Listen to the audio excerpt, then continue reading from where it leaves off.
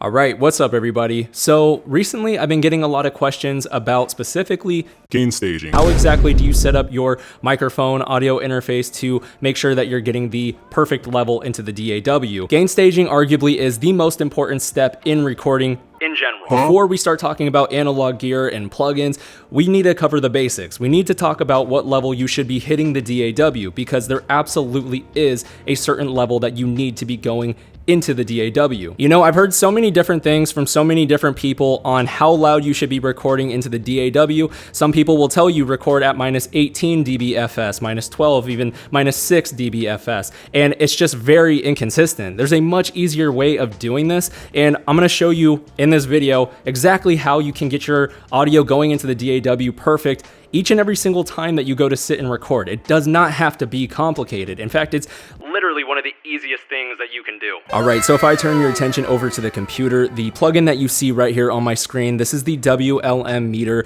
This is the plugin that I constantly talk about. This is arguably my favorite plugin, honestly, out of any that I own, just because it's so crucial. This LUFS meter to audio is essentially this color checker and exposure card to video. Guys, listen to what I'm saying. Nailing exposure and color in camera is absolutely critical, because otherwise it's almost impossible to fix your colors and exposure in post. It's very, very difficult. You want to nail it in camera first. It just saves you the headache.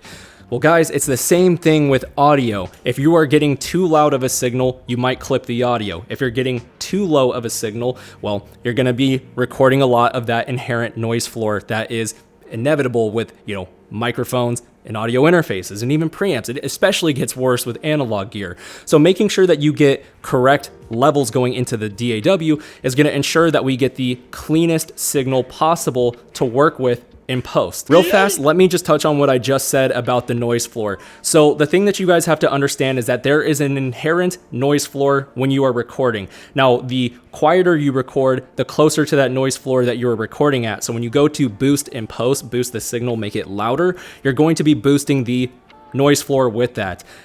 Too loud, well then you risk clipping. It's that distorted, nasty sound that you get when you record way too loud.